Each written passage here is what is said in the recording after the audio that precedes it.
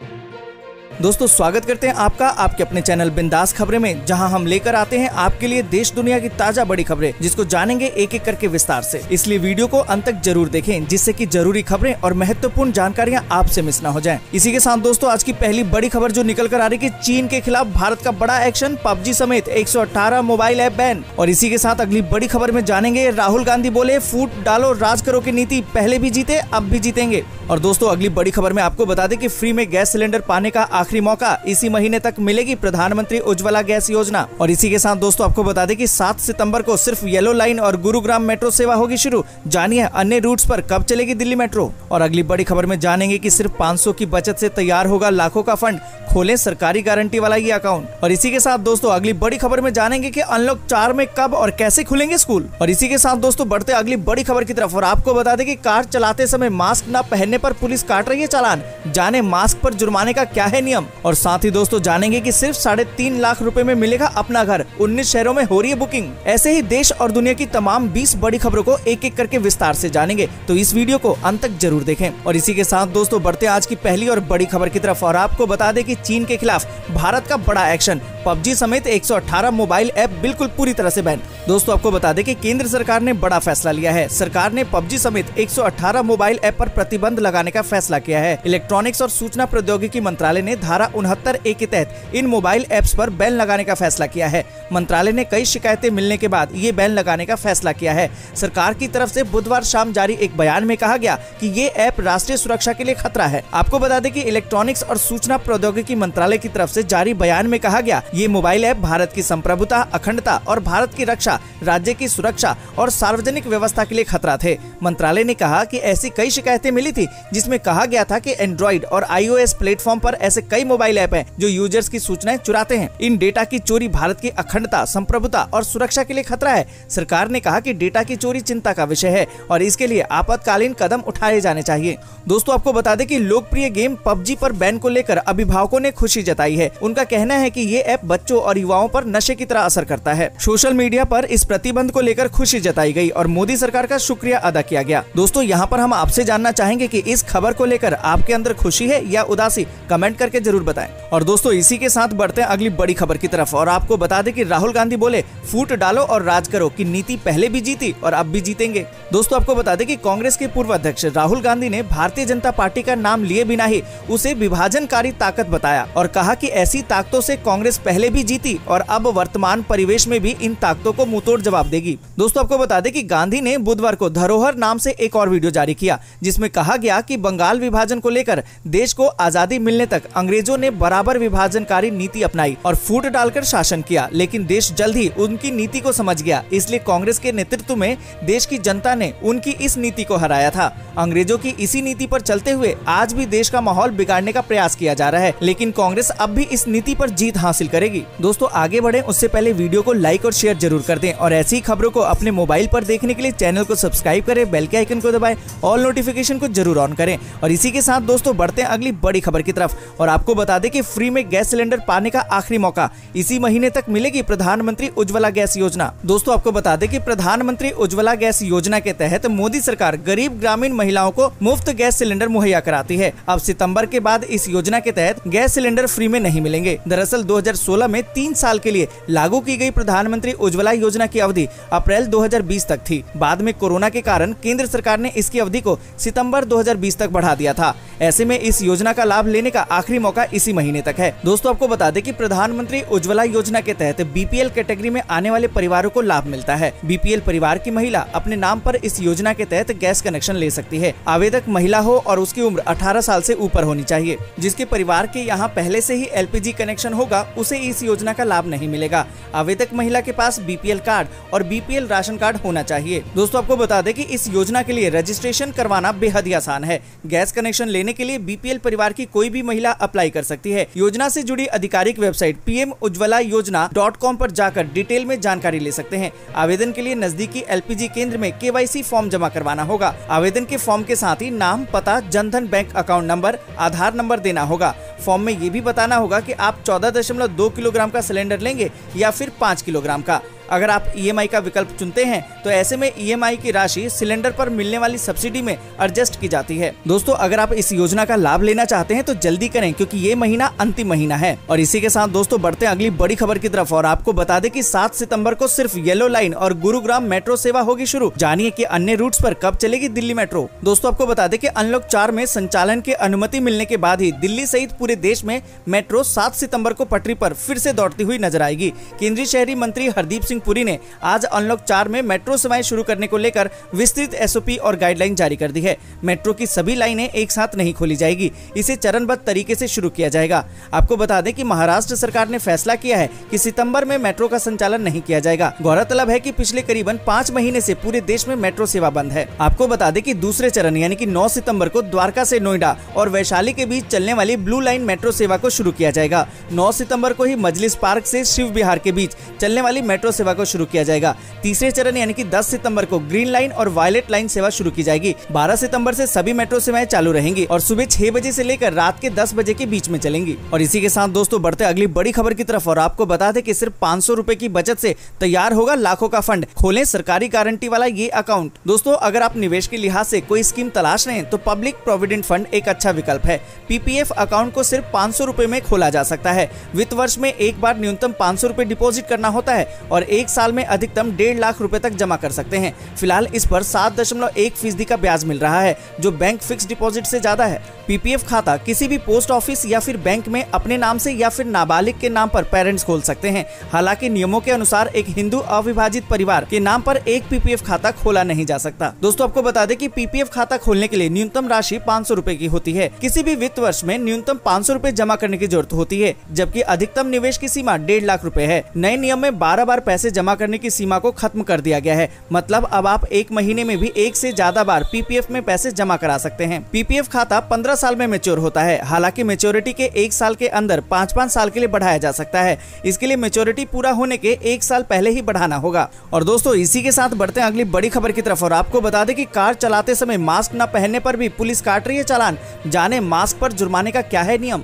दोस्तों, आपको बता दें कि कोरोना महामारी पूरी दुनिया में अपने पैर पसार चुकी है। इस बीमारी का अभी तक कोई इलाज नहीं मिल पाया है, जिसके चलते सरकार इसके प्रसार को रोकने के लिए कई प्रयास कर रही है। जहां एक तरफ सोशल डिस्टेंसिंग को बनाए रखने के लिए लोगों से आग्रह किया जा रहा है, वहीं मास्क न पहनने पर चालान तक काटा जा रहा है। अब सवाल ये उठता है कि क्या मास्क पहनना सिर्फ पब्लिक प्लेस पर ही अनिवार्य है या फिर आप अपनी कार में भी बिना मास्क के सफर कर सकते हैं तो भी आपका चालान काटा जा सकता है। दरअसल कोरोना महामारी ने लोगों को मास्क पहनने पर मजबूर कर दिया है। कई लोग घर से बाहर आज भी बिना मास्क के घूमते नजर आते हैं, जिन्हें भारतीय दंड संहिता 118 धारा के तहत आरोपित करार दिया जाता है। इस कानून को तोड़ने पर 6 महीने की सजा या फिर जुर्माना लगाया जाता है। यानी कि अगर आप घर से बाहर मास्क पहने बिना निकलते हैं तो पुलिस को पूरा अधिकार है कि वो आप पर जुर्माना लगा सकती है। फिलहाल दिल्ली में इस नियम का पालन काफी सख्ती से किया जा रहा है। दोस्तों, आपको बता दें कि अगर आप अपनी कार से जा रहे हैं तो जाहिर है कि आप अपने घर से बाहर हैं। ऐसे में कार के अंदर भी मास्क पहनना अनिवार्य है। ऐसा न करने की दिशा में पुलिस आप पर जुर्माना भी लगा सकती है।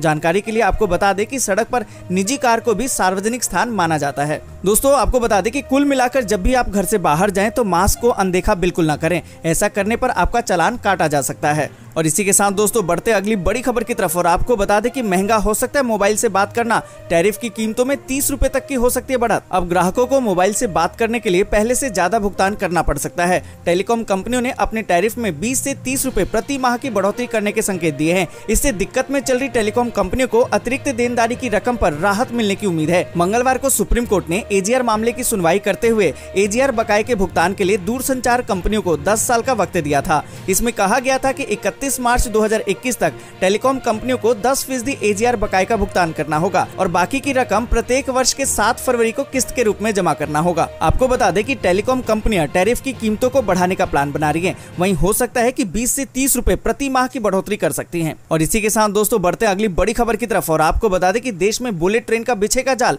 दिल्ली वाराणसी समेत 7 और मार्गों पर दौड़ेगी बुलेट ट्रेन। दोस्तों, आपको बता दें कि अगर सब कुछ ठीक रहा तो देश में बुलेट ट्रेन का जाल बिछ जाएगा। पहली बुलेट ट्रेन मुंबई मुंबई और अहमदाबाद के बीच चलाई जानी है। जापान के सहयोग से इस प्रोजेक्ट पर निर्माण कार्य शुरू हो चुका है और अब रेल मंत्रालय देश के 7 अन्य मार्गों पर भी बुलेट ट्रेन चलाने की योजना पर काम कर रहा है। Mumbai Ahmedabad bullet train project का निर्माण करा रही राष्ट्रीय उच्च गति रेल निगम लिमिटेड से इन प्रस्तावित 7 कॉरिडोर के लिए विस्तृत प्रोजेक्ट रिपोर्ट तैयार करने को कहा गया है। अधिकारियों ने बताया कि जिन 7 कॉरिडोर पर बुलेट ट्रेन चलाने का प्रस्ताव है उसमें दिल्ली वाराणसी जो 865 kilometre, Mumbai Nagpur 753 kilometre, Delhi Ahmedabad 886 kilometre, Chennai Mysore 435 kilometre, Delhi Amritsar 459 kilometre, Mumbai Hyderabad 711 kilometre और वाराणसी हावड़ा 760 किलोमीटर कॉरिडोर शामिल हैं। और इसी के साथ दोस्तों बढ़ते अगली बड़ी खबर की तरफ। अगली बड़ी खबर जो निकल कर आ रही है कि सिर्फ 3.5 लाख रुपए में मिलेगा अपना घर। 19 शहरों में हो रही है बुकिंग। दोस्तों आपको बता दें कि अपना घर हर किसी का सपना होता है और इस सपने को साकार करने के लिए प्रधानमंत्री नरेंद्र मोदी ने साल 2015 में आवास योजना की शुरुआत की थी। योजना में समय समय पर राज्यों में घर की बुकिंग प्रक्रिया कराई जाती है। इसी के तहत उत्तर प्रदेश आवास विकास परिषद ने प्रदेश में 19 शहरों में 3516 प्रधानमंत्री आवास योजना के मकानों के लिए 1 सितंबर से बुकिंग खोल दी है। बुकिंग के लिए ऑनलाइन आवेदन 15 अक्टूबर तक कर सकते हैं। आपको बता दें कि यूपी की राजधानी लखनऊ में सबसे ज्यादा 816 मकानों की बुकिंग होगी। इसके अलावा गाजियाबाद में 624, मेरठ में 480, गोंडा में 396 मकानों की बुकिंग होगी। वहीं मैनपुरी, फतेहपुर, हरदोई, रायबरेली और मेरठ में 96 घरों की रजिस्ट्रेशन होगा। इस सूची में कानपुर देहात, कन्नौज, उन्नाव, बहराइच, मऊ, बलरामपुर और बाराबंकी भी शामिल है। आपको बता दें कि इस योजना में गरीब सिर्फ 3.5 लाख रुपए में ही मकान खरीद सकेंगे। इसके तहत कुल 3516 मकानों की बुकिंग होगी। और इसी के साथ दोस्तों बढ़ते अगली बड़ी खबर की तरफ और आपको बता दें कि 4 दिन बाद पिरामिड से दुगना बड़ा एस्टेरॉयड धरती के वायुमंडल से टकराएगा। दोस्तों आपको बता दें कि गीजा के पिरामिड से दुगना बड़ा एस्टेरॉयड तेजी से धरती की तरफ आ रहा है और ये 6 सितंबर को धरती की कक्षा में प्रवेश करेगा। अमेरिकी अंतरिक्ष एजेंसी नासा के वैज्ञानिकों को आशंका है कि ये धरती के वायुमंडल से टकरा सकता है। भारतीय समय अनुसार ये 6 सितंबर को दोपहर 3:30 पर धरती के वायुमंडल से टकरा सकता है। आपको बता दें कि इस एस्टेरॉयड का नाम अपोलो एस्टेरॉयड है क्योंकि ये धरती की कक्षा को पार कर रहा है और ये धरती के लिए खतरनाक साबित हो सकता है। नासा के वैज्ञानिकों ने कहा है कि वैसे तो घबराने की जरूरत नहीं है क्योंकि ये एस्टेरॉयड धरती के बगल से गुजर भी सकता है, लेकिन इसके वायुमंडल में घुसकर निकलने की प्रक्रिया काफी खतरनाक हो सकती है। धरती की गुरुत्वाकर्षण शक्ति में फंसकर ये जमीन या फिर समुद्र में गिर भी सकता है। और इसी के साथ दोस्तों बढ़ते अगली बड़ी खबर की तरफ और आपको बता दें कि अनलॉक 4 में कब और कैसे खुलेंगे स्कूल। दोस्तों आपको बता दें कि केंद्रीय गृह मंत्रालय ने अनलॉक 4 की गाइडलाइन जारी कर दी है। अनलॉक 4 में स्कूलों और कॉलेजों को खोलने के बारे में भी नियम तय कर दिए गए हैं। लंबे समय से स्कूल खुलने का इंतजार कर रहे स्टूडेंट और उनके पेरेंट्स को एक बार फिर से मायूसी ही हाथ लगी है। कोरोना को ध्यान में रखते हुए नई गाइडलाइंस में कहा गया है कि स्कूल, कॉलेज, कोचिंग और अन्य शिक्षण संस्थान बंद रहेंगे। हालांकि कंटेनमेंट जोन के बाहर के स्कूलों में स्वेच्छा से कक्षा 9 से लेकर 12वीं के छात्र कॉलेज जा सकते हैं। इसका मतलब ये है कि स्टूडेंट चाहे तभी वे कॉलेज जाएं, कॉलेज अटेंड करना बाध्यकारी नहीं होगा। दोस्तों आपको बता दें कि अनलॉक 4 की गाइडलाइन में कहा गया है कि 21 सितंबर से राज्य और केंद्र शासित प्रदेश स्कूलों में 50% टीचिंग स्टाफ को स्कूल आने के लिए परमिशन दे सकते हैं। ये स्टाफ ऑनलाइन टीचिंग के लिए स्कूल आ सकते हैं। इस दौरान सभी स्कूल, कॉलेज, कोचिंग और अन्य शिक्षण संस्थान बंद रहेंगे। कक्षा 9 से 12वीं के स्टूडेंट अपने अभिभावक की अनुमति से कॉलेज जा सकेंगे। और दोस्तों इसी के साथ बढ़ते हैं अगली बड़ी खबर की तरफ और आपको बता दें कि आखिरी फेज में पहुंचने के बाद अमेरिका की 4 कोरोना वैक्सीन हो सकती है फेल। दोस्तों आपको बता दें कि अमेरिका में स्वास्थ्य अधिकारियों को सलाह देने वाले एक्सपर्ट के एक प्रमुख समूह ने अनुमान लगाया है कि सरकार जिन कोरोना वैक्सीन को समर्थन दे रही है उनमें से 4 फेल हो सकती हैं। ये चारों वैक्सीन लेट स्टेज ट्रायल में हैं। दोस्तों आपको बता दें कि एक रिपोर्ट में कहा गया है कि अमेरिकी सरकार का operation warp speed phase 3 trial में पहुंचने वाली 7 वैक्सीन का समर्थन कर सकता है और रिपोर्ट में ये माना गया है कि इसमें से 4 फेल हो जाएंगी। दोस्तों आपको बता दें कि अमेरिका की सरकार ने तेजी से कोरोना वायरस वैक्सीन तैयार करने के लिए ऑपरेशन वार्प स्पीड नाम से प्रोग्राम शुरू किया है। पिछले महीने तक अमेरिका 6 संभावित वैक्सीन कैंडिडेट पर अरबों रुपए इन्वेस्ट कर चुका है। इनमें से पैफिजर, मॉडर्ना और एस्ट्राजेनेका कंपनी की वैक्सीन शामिल हैं। ये सभी फेज 3 के ट्रायल में पहुंच चुकी हैं और कुछ वैक्सीन का उत्पादन भी मंजूरी दिए जाने से पहले ही शुरू कर दिया गया है। और इसी के साथ दोस्तों बढ़ते अगली बड़ी खबर की तरफ। अगली बड़ी खबर जो निकल कर आ रही कि बंदरों की हुई भारी कमी, कोरोना वैक्सीन तैयार करने में होगी देरी। दोस्तों आपको बता दें कि अमेरिका में बंदरों की भारी कमी हो गई है जिसकी वजह से कोरोना वायरस की वैक्सीन तैयार करने में देरी हो सकती है। अटलांटिक मैगजीन में छपी एक खबर के मुताबिक अमेरिकी रिसर्चर ने चेतावनी दी है कि देश भर में बंदरों की भारी कमी हो गई है। एक रिपोर्ट्स के मुताबिक कोरोना महामारी की वजह से रिसर्च के लिए इस्तेमाल किए जाने वाले जानवरों की कमी पैदा हो गई है। अमेरिका के नेशनल प्राइमेट रिसर्च सेंटर के मुताबिक बायोमेडिकल रिसर्च के लिए सबसे अधिक रहस्यमय प्रजाति के बंदरों का इस्तेमाल होता है। दोस्तों आपको बता दें कि एक खबर के मुताबिक कोरोना महामारी की वजह से बंदरों की मांग बढ़ गई है, लेकिन चीन से होने वाली आपूर्ति में भारी गिरावट आई है। पिछले साल अमेरिका में आयात किए गए 35,000 बंदरों में से 60% चीन से भेजे गए थे, लेकिन कोरोना वायरस की वजह से चीन ने बंदरों का निर्यात बंद कर दिया था। और दोस्तों इसी के साथ बढ़ते हैं अगली बड़ी खबर की तरफ और आपको बता दें कि प्रश्नकाल पर अवेसी ने दिलाई 1962 की याद,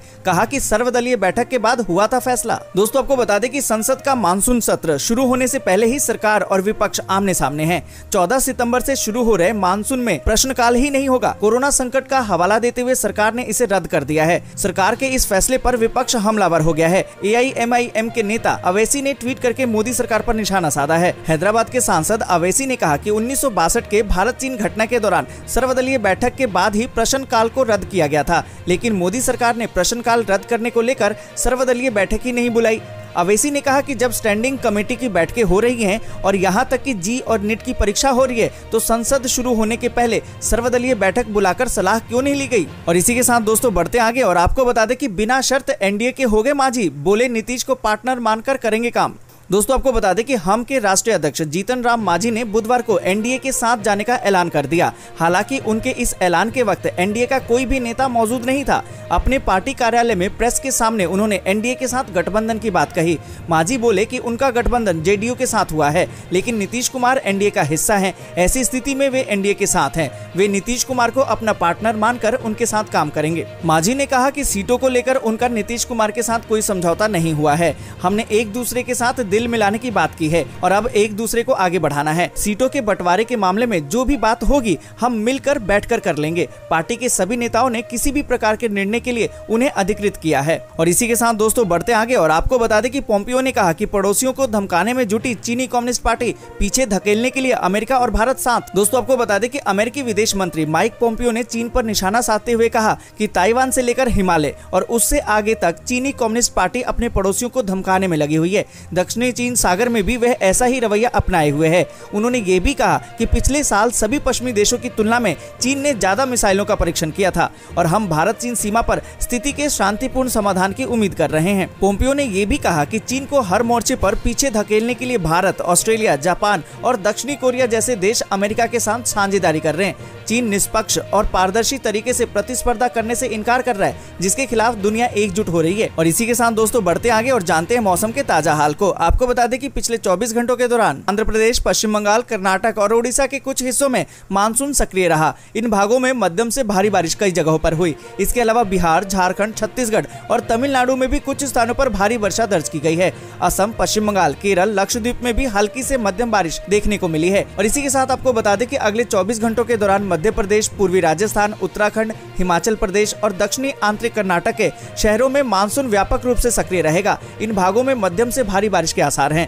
पश्चिमी राजस्थान, पंजाब, हरियाणा, दिल्ली, पश्चिमी उत्तर प्रदेश, जम्मू कश्मीर, पूर्वोत्तर भारत, छत्तीसगढ़, महाराष्ट्र और तमिलनाडु में कुछ जगहों पर हल्की बारिश के साथ एक दो स्थानों पर मध्यम बौछारें गिर सकती हैं। वहीं पूर्वी उत्तर प्रदेश में छिटपुट बारिश के आसार हैं, जबकि गुजरात में मौसम शुष्क रहेगा। दोस्तों आज के लिए बस इतना ही। वीडियो को लाइक और शेयर जरूर कर दें और ऐसी खबरों को अपने मोबाइल पर देखने के लिए चैनल को सब्सक्राइब करें, बेल के आइकन को दबाएं और नोटिफिकेशन को जरूर ऑन करें।